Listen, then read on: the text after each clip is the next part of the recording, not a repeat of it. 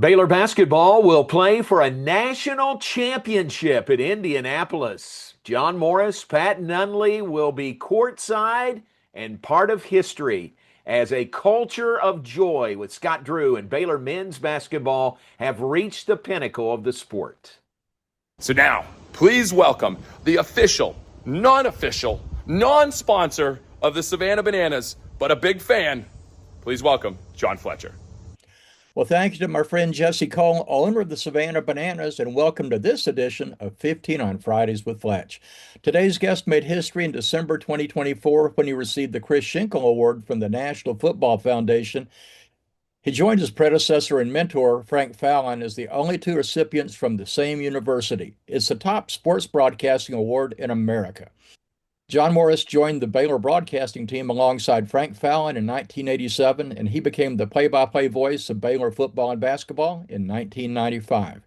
He's broadcast more than 250 consecutive Baylor football games, and God only knows how many men's basketball games, and he was on the call in 2021 when Scott Drew's team advanced not only to the Final Four, but won the national championship.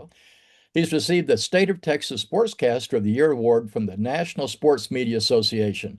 As Baylor's Associate Athletic Director for Broadcasting, he's covered literally every sport, from football and basketball to women's basketball and softball, plus tennis, soccer, volleyball, equestrian, and athletics and tumbling. He's announced everything but the debate team, and that may be coming up next. He also hosts Baylor's coaches shows and the Sikkim podcast. He might even tell us the benefits of being a Kentucky Colonel.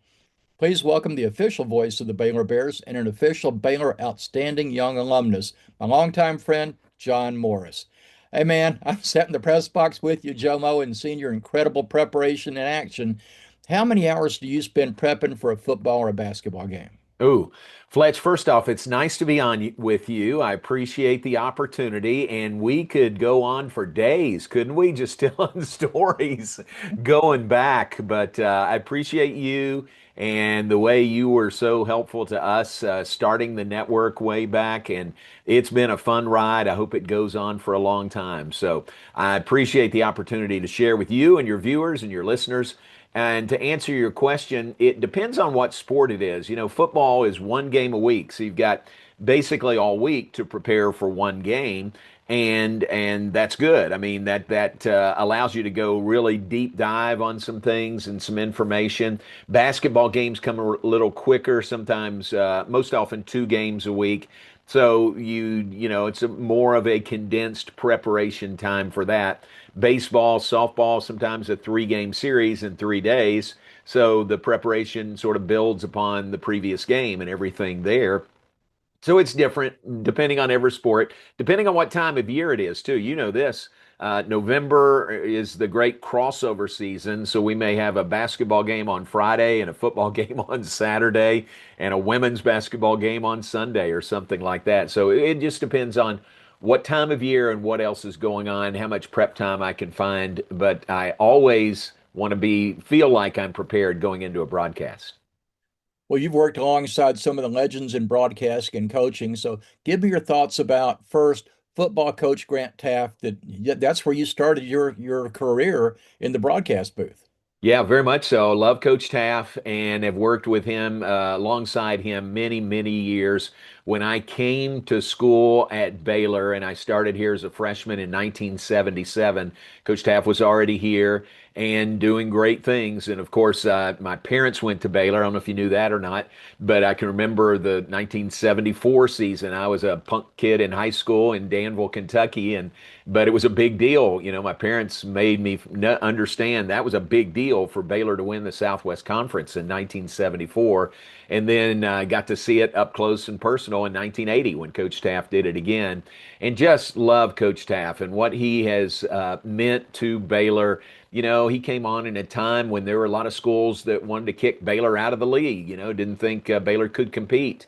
And he proved that they could compete and do much more than compete, win championships. So I have loved the opportunities, and there have been a bunch of them through the years to be alongside him, interview him in a lot of different settings. And even in his retirement, I still appreciate every opportunity I have to be around Coach Teaff. Tell us about Scott Drew because he won the basketball national championship in 21.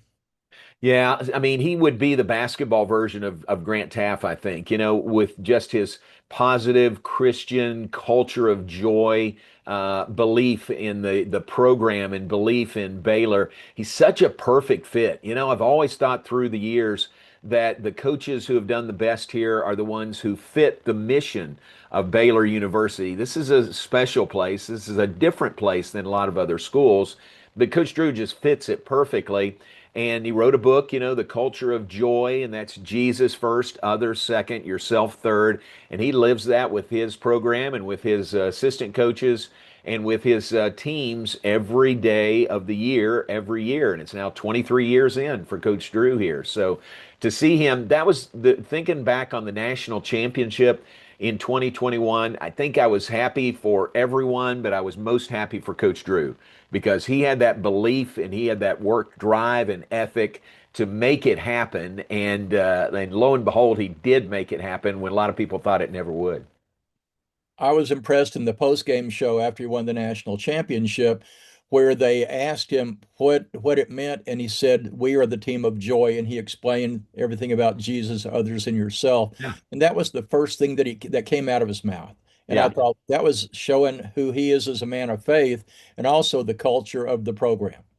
Very much so, and you see that if you're around him, you see that every day. In the good times, in the not so good times, he still has that foundation and faith in Jesus, and he instills that in his players. These are different times with the transfer portal, and our team this past year was a totally new team from last year, but he's going to use whatever time he has to invest in them eternally, and it really is fun to see. It's a real joy to be able to travel with and be around the Baylor basketball program. Tell us about Frank Fallon, your mentor, the legendary broadcaster. Well, how long do you have? You and I could both talk for a long time about Frank. Love that man. When I came to Baylor, so I grew up in Kentucky, as I said, and grew up listening to Kaywood Ledford, who was the voice, the trusted voice of Kentucky Wildcat sports for many, many years. And come to Waco, and lo and behold, here's Frank Fallon, who is, Baylor's Kaywood Ledford. And didn't know Frank when I got here as a student, but knew I wanted to meet him and knew I wanted to get to know him as well as possible. And it was just a great, friendship into a working relationship into, I mean, he is the mentor that I hope everyone would have in whatever line of work they're in. He had me start doing football broadcast alongside him in 1987. And even prior to that, in 1984, he was doing Southwest Conference basketball TV games every Saturday. And sometimes there was a conflict with the Baylor game. So starting in December of 84, he asked me to fill in with Pat Nunley in filling in for him on the Baylor broadcast. And that was a treat. And so he gave me those opportunities, then worked alongside him for 8 years. And then when Frank developed Parkinson's and had to retire, I was fortunate enough to follow him in this position. And I never say replace. I never use that term, replace Frank Fallon. It was follow him in this position.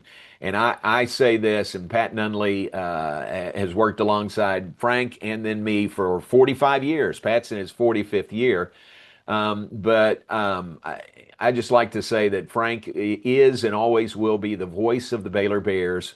I am in this position right now. Someone will follow me, someone will follow them, but I hope everybody always remembers and appreciate how great Frank was for so many years here. Absolutely. Let's talk a little bit about the 2021 magical season. But casual fans may not appreciate how great that team was. It was prepared to win it all in 2020 before the pandemic, right? Yes, yes. I think Baylor would have been, it was pretty certain Baylor would have been a number one seed in 2020. And that team was built. It was basically the same team as 21 that won the championship. And so they'd been building for that. And I can remember very clearly sitting in a meeting room at a hotel in Kansas City when, all the COVID stuff was coming in and the information was so scattered, and all of a sudden the Big 12 tournament has been canceled. And then the NCAA tournament has been canceled. And I can remember one of our players, as Coach Drew is telling the team about that. All of a sudden this season of great promise is done just like that. And one of the players said, "So Monday we're going to get together for practice?" And coach said, "No, the season's over." I mean, it was just hard to comprehend. So I can remember that so vividly because it was so striking that you're going, you're going, you're going, and all of a sudden it just ends and there's no finality to it, and it's such a disappointing end to, I think it could have been a great season. Baylor could have been playing for back-to-back national championships in 2021. Walk us through what it's like to make it to the Sweet 16 for the first time in the Final Four. It was so cool. Now, Baylor had been to the Sweet 16 a couple of times before 2021, and just to win in the NCAA tournament is a big win. But when you get a couple of wins, first and second round, you're on to the Sweet 16. I mean, you are among the elite teams in college basketball, and Baylor had done that. I think of 2010. They won a couple of games. They advanced to Atlanta in the Sweet 16, played Xavier there, beat them, and then played Kentucky, the overall number one and the favorite to win. And they did go on to win the championship in 2010 in Atlanta, and all these Kentucky fans were there. But here's Baylor and Kentucky, the two teams like I grew up watching and listening to Kentucky, and here's Baylor, the team I'm broadcasting for, playing each other for a spot in the Final Four in 2010. And it was just, I mean, in a huge, in Atlanta, in the football stadium there, a huge stadium, all the attention on it. Jim Nantz is right down the row from us doing the game for CBS. So just really, really cool. And it's fun to see, again, for our coaches, I see a little bit, not all of how hard they prepare, but to see all that hard work pay off with success in the NCAA tournament, I'm really happy for them. How much pressure did you feel as the announcer, remembering that your own mentor, Frank Fallon, was the PA announcer of the Final Four for so many years? Yeah, it's fun when we would cross paths with Jim Nantz, who is not doing college basketball anymore, but we would always come up with a Frank Fallon story because Jim was so respectful of Frank, being the PA voice for 21 years, from 1978 to 1998. His last year was 98 at the Final Four in San Antonio. And Jim always appreciated Frank. And Jim, of course, U of H grad, so from, the state of Texas, and always just appreciated how good Frank was at his job. So, I don't know that I felt pressure because of that, but certainly Pat and I both wanted to live up to the legacy that Frank had set, the standard that Frank had set here at Baylor. And we wanted to uphold that legacy, and no matter where we were, no matter if it was a game against Prairie View A&M on a Tuesday night, we wanted to do the best broadcast we could, or whether it was in the Final Four, the Elite Eight, the Sweet 16. We just wanted to do the best broadcast we could and remember Frank and, just sort of honor him by doing as good a job as we could. One of my favorite Frank idiosyncrasies was whenever we went to play at A&M or in Houston, he always wanted to stop at the Dairy Queen in Hearn. For some reason, he loved Dairy Queens, and he loved that one, it seemed, more than any of them. That was a regular stop, wasn't it? You've just seen part one of my two-part interview with John Morris, the voice of the Baylor Bears, about the excitement of the Sweet 16 and also Final Four and playing for and winning a national championship. So please join us next time for part two.